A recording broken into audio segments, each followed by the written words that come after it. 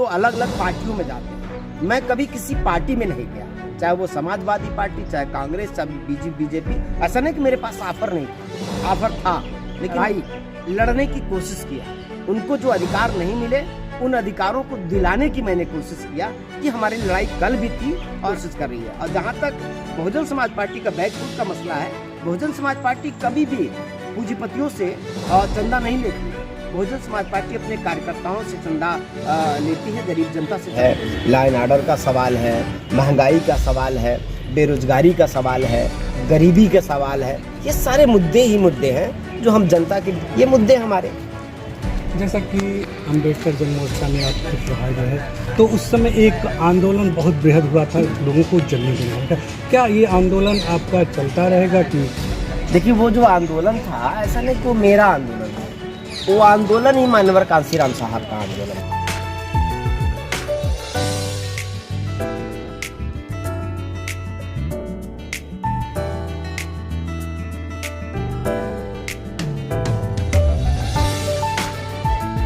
हम यहाँ के प्रत्याशियों का भी हम लोग ऐलान कर देंगे, माननीय बहन जी इसका ऐलान करेंगी, और संगठन के संदर्भ में भी हम लोग पूरा काम करने की कोशिश कर रहे हैं। अम्बेडकर जन मोर्चा जी से आप फिर दोबारा बसपा में शामिल हो गया, वजह क्या थी?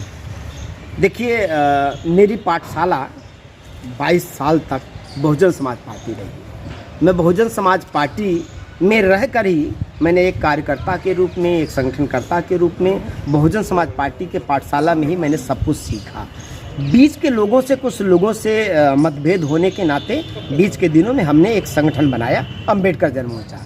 लेकिन ध्यान रखिएगा, मेरे लिए विचारधारा महत्वपूर्ण है, मेरे लिए एमपी एमएलए बनना महत्वपूर्ण नहीं है। इसलिए लोग दल छोड़ते हैं, लोग दल से, अपने दल से अलग होते हैं, तो अलग अलग पार्टियों में जाते हैं। मैं कभी किसी पार्टी में नहीं गया, चाहे वो समाजवादी पार्टी, चाहे कांग्रेस, चाहे बीजेपी। ऐसा नहीं कि मेरे पास ऑफर नहीं था, ऑफर था, लेकिन मैंने विचारधारा से कोई समझौता नहीं किया। मैंने एक संगठन बनाया और उस संगठन के माध्यम से जो गरीब लोग हैं, जो कमज़ोर लोग हैं, जो शोषित लोग हैं, जो वंचित लोग हैं, मैंने उनकी लड़ाई लड़ने की कोशिश किया।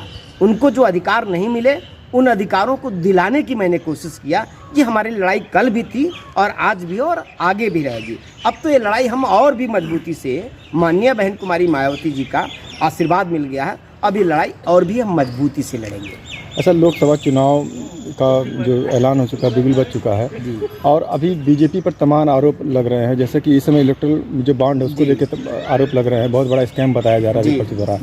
बसपा का जो एक नेतृत्वकर्ता जो भी हो, इस पर बहुत बैकफुट पे नजर आ रहा है। देखिए, बसपा कार्यकर्ताओं की पार्टी है और बसपा गरीबों की पार्टी है।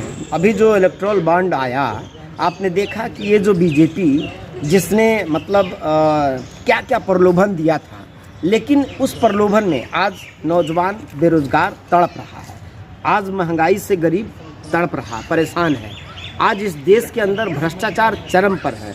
लेकिन बीजेपी, लोग गरीब होते जा रहे हैं, लेकिन बीजेपी आज इतनी अमीर हो गई कि इतना ज़्यादा उसने पैसा लिया। किससे लिया? अमीरों से। और अमीरों ने किसको लूटा? देश की गरीब जनता को लूटा। तो बीजेपी तो एज ए गिरोह के रूप में काम कर रही है, बीजेपी तो देश को लूटने की कोशिश कर रही है। और जहाँ तक बहुजन समाज पार्टी का बैकफुट का मसला है, बहुजन समाज पार्टी कभी भी पूंजीपतियों से चंदा नहीं लेती है। बहुजन समाज पार्टी अपने कार्यकर्ताओं से चंदा लेती है, गरीब जनता से चंदा लेती है। और बहुजन समाज पार्टी इसमें बैकफुट पे नहीं है, बल्कि बहुजन समाज पार्टी सीना तान के खड़ी है। करप्शन का आरोप उनके ऊपर है, बहुजन समाज पार्टी के ऊपर नहीं। लेकिन जो भी जो बुनियादी समस्याएं हैं, महंगाई, बेरोजगारी, या जो भी पेपर लीक का मामला हुआ, कभी बहुजन समाज पार्टी ने इसका विरोध नहीं किया है, क्यों? बहुजन समाज पार्टी समर्थन कब करती है इसका? नहीं, विरोध अगर आपको जनता की अगर हितैषी है तो कम से कम सड़क पर उतरना चाहिए। हमेशा बहुजन समाज पार्टी का जो कार्यकर्ता है, ग्राउंड लेवल पे जो काम कर रहा है, वो गांव के अंतिम व्यक्ति को जाके, वो टीवी में नहीं बोलता है, वो मीडिया में नहीं बोलता है, लेकिन गांव के अंतिम व्यक्ति के बीच में जाकर के वो सरकार के हर जो कुरीतियाँ हैं, सरकार के हर जो जन विरोधी नीतियाँ हैं, जो काम है, उसका पर्दाफाश वो गांव में जाके जो बहुजन समाज पार्टी का कार्यकर्ता उसका पर्दाफाश करता है, उसका विरोध करता है। अगर हम विरोध नहीं करते तो समर्थन भी आप नहीं दिखा सकते हैं। इसलिए समर्थन की कोई बात नहीं, हम विरोध में ही खड़े हैं। अच्छा, इंडिया गठबंधन में क्या लग रहा है, आने की संभावना देखिए है? ये सब जो इंडिया गठबंधन या वो जो भी कुछ है, ये नेतृत्व का मसला है, ये हमारी नेता का मसला है, वो हमारा मसला नहीं है। हम कार्यकर्ता हैं, जो माननीय बहन जी का आदेश मिला हम उसका पालन करेंगे, ये मेरी जिम्मेदारी है। तो मुद्दे ही मुद्दे हैं, इन मुद्दों को हम जनता के बीच में ले जाएंगे।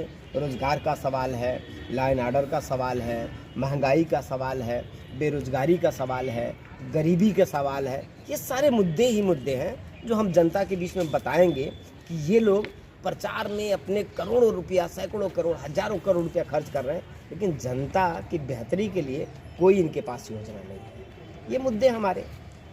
जैसा कि अम्बेडकर जन मोर्चा में आपकी प्रभारी रहे, तो उस समय एक आंदोलन बहुत बृहद हुआ था लोगों को जमीन दिलाने का। क्या ये आंदोलन आपका चलता रहेगा कि? देखिए वो जो आंदोलन था, ऐसा नहीं कि वो मेरा आंदोलन है, वो आंदोलन ही मानवर कांसीराम साहब का आंदोलन था। वो आंदोलन ही बाबा साहब डॉक्टर अम्बेडकर के विचारों की सोच का आंदोलन है। आपको याद होगा कि मानवर कांसीराम साहब ने एक नारा दिया था, बहुत मजबूत नारा दिया था कि जो ज़मीन सरकारी है वो ज़मीन हमारी है। तो वो सरकारी ज़मीन का मतलब 1-2 डिसमिल की बात नहीं कर रहे हैं, और सरकारी वो सारी ज़मीनें अब हैं, क्योंकि सीलिंग एक्ट लागू इस देश के अंदर 12 एकड़ से ज़्यादा कोई रख नहीं सकता। तो जिनके पास 12,000 एकड़ ज़मीनें हैं वो भी तो सरकारी हुई, तो वो गैर कानूनी ज़मीनें लोगों ने रखा है ना।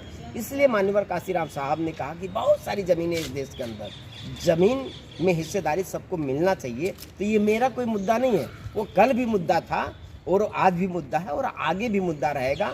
अगर श्रवण कुमार निराला को मौका मिलता है तो उस मुद्दे पर और मजबूती से, अब तो माननीय बहन जी का आशीर्वाद मिल गया है, अब तो माननीय बहन जी का सरपरस्ती मिल गया, तो उस मुद्दे पर और मजबूती से लड़ेंगे हम लोग। एक आखिरी सवाल, आपको मंडल प्रभारी बना दिया गया, क्या चुनावी मैदान में भी उतरने का मन है? बिल्कुल, चुनाव तो मैं पहले भी लड़ा था और आगे भी मैं चुनाव लड़ूंगा।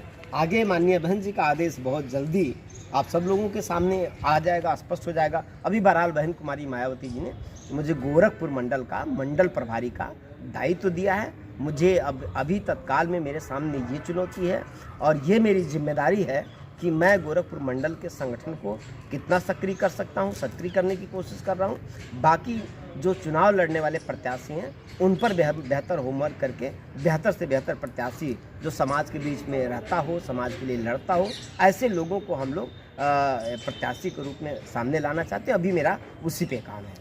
उत्तर प्रदेश या मंडल की जो बात करें, कितने सीट आपको अपने पक्ष में लाना चाहिए? देखिए कोई भी पार्टी, कोई भी राजनीतिक पार्टी चुनाव लड़ती है तो चुनाव जीतने के लिए लड़ती है। बीजेपी लगातार कह रही है कि 80 में हम 78 सीट जीतेंगे, फिर 400 पार बोल रहे हैं, तो ये तो सब दावा करते हैं, लेकिन जीतेगा कौन ये तो चुनाव के बाद में मालूम चलेगा। और हर सीट जब पार्टियां लड़ती हैं तो जीतने के लिए लड़ती हैं, कोई पार्टी हारने के लिए नहीं लड़ती है। लेकिन अंतिम निर्णय तो जनता का है और वोट तो जनता देती है। उसके मन में क्या है ये बात तो तब सामने आएगी ना जब चुनाव हो जाएगा। तो चुनाव अगर हम पॉलिटिकल पार्टी हैं तो चुनाव लड़ रहे हैं तो हम भी 100% जीतने के लिए लड़ रहे हैं। ये थे अम्बेडकर जन मोर्चा के प्रभारी रहे, लेकिन अब बसपा में शामिल हो गए श्रवण कुमार।